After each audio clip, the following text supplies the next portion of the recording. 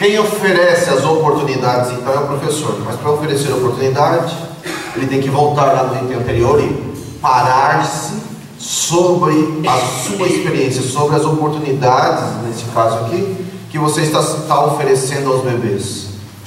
As oportunidades que oferecemos a elas são vitais, né? A palavra vitais significa vida. Senão elas não têm vida. Criança, bebê, não tem vida.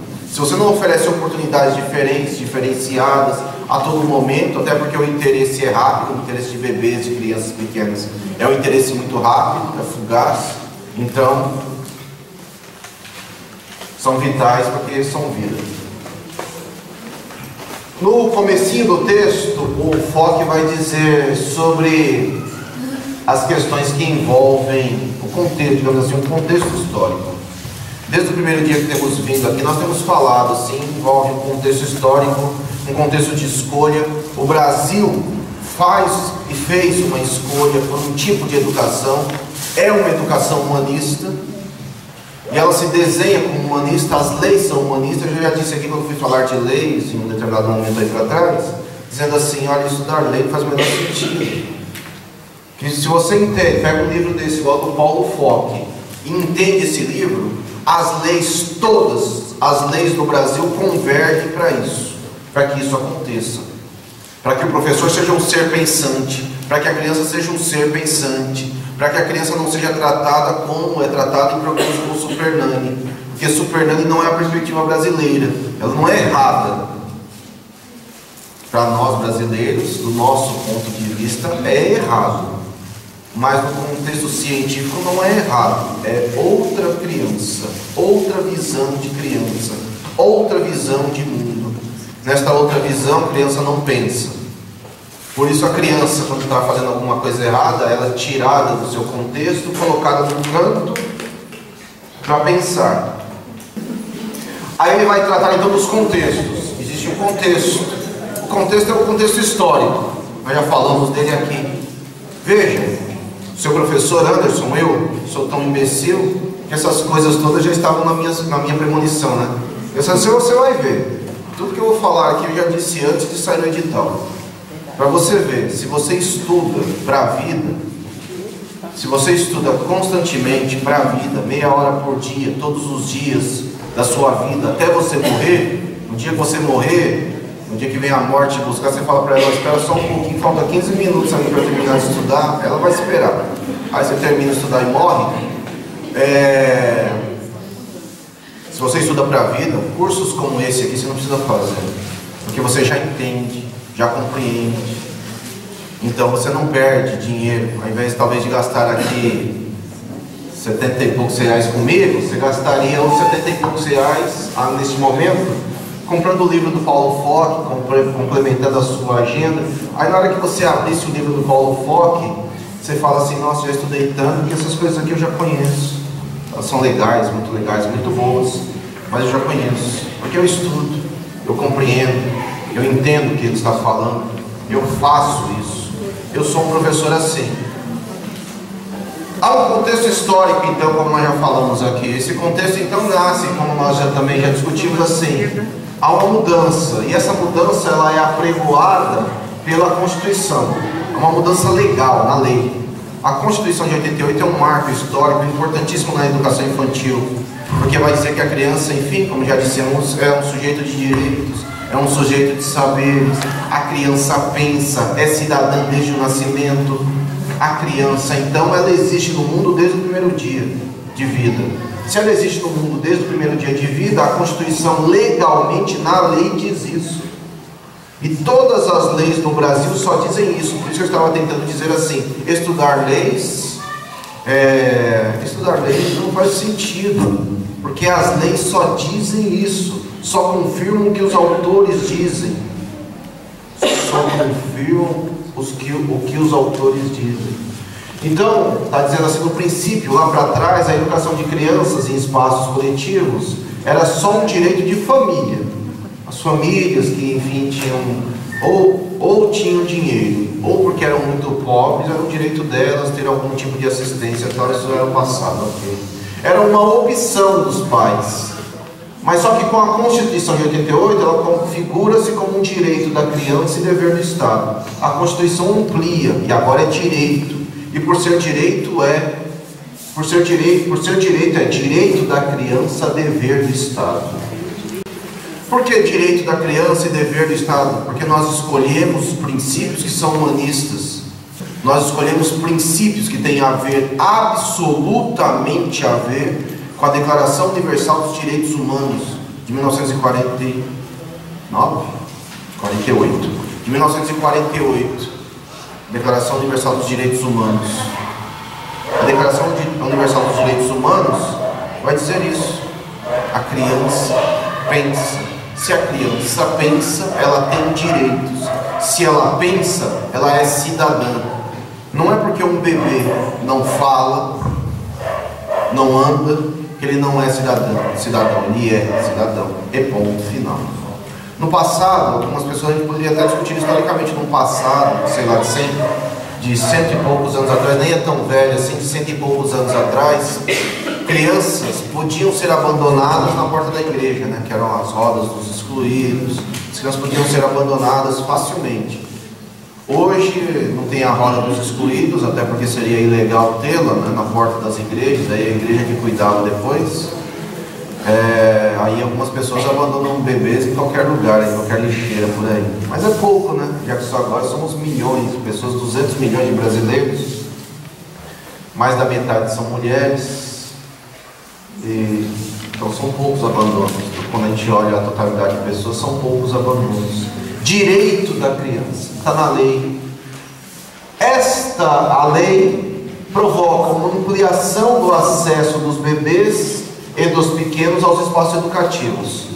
Há uma ampliação, então, na década de 80, que isso vai se conformar na lei, e que vai vindo no processo de ampliação, cada vez maior, ainda que lento, mas cada vez maior, de acesso das crianças à educação infantil, às creches e às EMEIs, aos 6 IMEIs.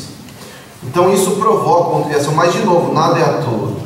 Ele também diz, nada é à toa, porque isso também tem a ver com as militâncias, as lutas, as militâncias feitas pelas mulheres sindicalistas, pelas mulheres sindicalistas e as feministas. Os movimentos feministas têm fundamental importância neste processo. Os movimentos de mulheres têm fundamental importância neste processo. Creche tem absolutamente tudo a ver com as lutas das mulheres, com as lutas feministas, com o feminino, com a emancipação feminina. A mulher não pode ser, seja lá o que for, trabalhadora, o que for, se ela não tem onde deixar os seus filhos, porque a sociedade é machista. Então, cabe a creche, a luta por creche, faz parte da emancipação feminina. A emancipação feminina depende do espaço de creche. Por isso que eu já devo ter dito aqui que eu sou defensor creche 24 horas por dia, ponto final. 365 dias por ano. Porque quando você está trabalhando num serviço CLT, com CLT, as férias é em qualquer momento, não é na hora que você quer. Não é na hora, eu vou casar minhas férias com as férias do meu filho, não é assim. As férias é na hora que o patrão decide, ponto final. Não tem discussão, não tem discussão. Não é na hora que o seu filho tirar férias, você tira férias também. Faz parte da militância feita pelas mulheres, pelas sindicalistas, mulheres sindicalistas, pelas mulheres feministas. Faz parte do feminino. A educação infantil, então, passa a ser vista como uma seção autônoma e não mais subordinada às demais etapas da educação básica. A educação infantil não é subordinada a nenhuma outra etapa. A educação infantil é autônoma. A educação infantil tem o seu próprio caminho. A educação infantil, então, o autor diz, é a primeira, como todos eles estão dizendo aí, a educação infantil é a primeira etapa da educação básica. Primeira etapa da educação básica. Há poucas décadas, a criança, no primeiro ano de vida, né, o bebê, era considerada um ser imaturo. Passado. Por que era imaturo? Pelo fato de não pelo fato dela, criança, bebê, não andar, pelo fato dela não andar, não correr, não falar, pensava-se que ela não sabia outras coisas. O autor está dizendo é assim, isso é passado.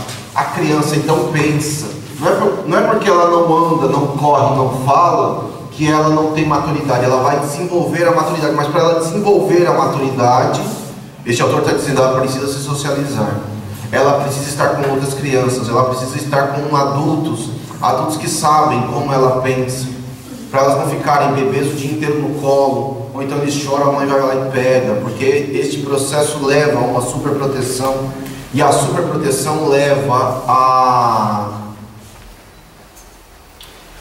problemas no desenvolvimento desta pessoa, agora olhando como pessoa, desta pessoa, porque esses autores vão dizer assim, uma pessoa, uma criança super protegida na primeira infância será um adulto com graves e grandes limites.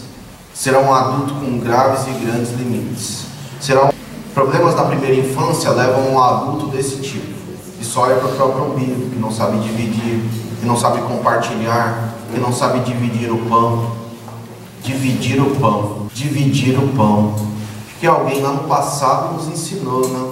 A dividir o pão, e nós não aprendemos a dividir o pão até hoje, que às vezes é difícil dividir o pão, mas às vezes não é só dividir o pão, né? Às vezes assim, é um adulto que na primeira infância foi tão super protegido, então ele tinha um carrinho dele, bebezinho lá, tinha um carrinho, a mãe comprou um monte de carrinho para ele, ninguém podia tocar nos carrinhos dele. Aí quando ele vira adulto, ele pega e compra um carro igual esse meu aí, com 300 cavalos aí ele, só que o que ele faz? No sábado ele lava o carro, no domingo ele passa cera no carro, na segunda-feira ele passa um negócio pretinho na roda, na terça-feira ele não faz nada além do que dar uma aspirada lá dentro do carro. Não tinha nada para aspirar, mas é melhor garantir para ficar bem limpinho. No outro dia, na sexta-feira já começa o processo tudo de novo, de começar a limpar esse carro. Ninguém pode encostar no carro dele, ninguém pode andar no carro dele, ninguém pode tocar no carro dele. Você vai entrar no carro dele, tem que tirar o sapato, porque ele desde criança aprendeu assim, o que é dele. Daqui a pouco ele morre e o carro fica aí. Aí pelo menos a gente pode dar uns chutes no carro dele, porque ele já morreu. Cria adultos. A falta de socialização na pequena infância, não só, nós já olhamos aqui Piaget, mas outros autores até em outros campos já diziam isso há mais de 100 anos atrás. Freud, por exemplo, dizia que a nossa persona, a nossa personalidade, ela se dá na primeira infância, em especial entre 0 e 3 anos. Se a nossa persona está ali, se naquele momento nós somos seres super protegidos, crescemos adultos frágeis, adultos que não entendem o mundo, adultos que não compreendem como as coisas funcionam e não entendem que nós somos seres sociais. O ser humano é ser social. O ser humano é um ser social. O ser humano, ele não nasce com a capacidade de... Ele não nasce com capacidade de se viver sozinho. Aliás, se um ser humano é largado sozinho, ele morre. Diferente de outros animais, que assim, às vezes, outros animais a mãe pare, né, o filhote, e o bebê, o filhote se vira sozinho. Acabou, não tem nem relação mais com a mãe. Aliás, se ele encontrar a mãe depois no futuro, ele vai e faz filho na mãe. Então a relação é diferente. Para nós, se abandonados, sozinhos, nós morremos, nós não sobrevivemos. Existe uma série de estudos que são casos reais, né? Existe uma história fictícia, que é a história do Tarzan, que é fictícia, mas pautada em dados reais, dizendo assim, tem um filme, né? Ontem me lembraram do filme, eu sempre falo dele, é um filme do Caspar Hauser, O Enigma de Caspar Hauser, que é isso também, que mostra isso também. Tem a história dos meninos lobos lá no México, que ao nascer entre animais, fazem as mesmas coisas que os animais, né? A história do Tarzan não é uma história real, mas a história do Tarzan é uma história fictícia, do jeito que nós conhecemos a história do Tarzan, mas ela é pautada em dados reais, de pessoas, de uma pessoa que viveu entre macacos e tinha absolutamente todos os hábitos do macaco, assim como os meninos lobo, que eram lobos, não eram seres humanos, eram lobos que adquiriam os hábitos de quem ele convivia. Nós somos seres sociais, aprendemos com aquilo que está à nossa volta, o tempo todo. Por sermos seres sociais, então, estudar é um ato que se aprende ao longo da vida.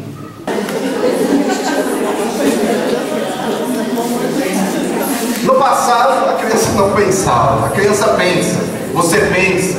Se você chega lá altivo, cabeça erguida, faz a prova fácil, está levitando, você está levitando, chega lá, arrebenta na prova.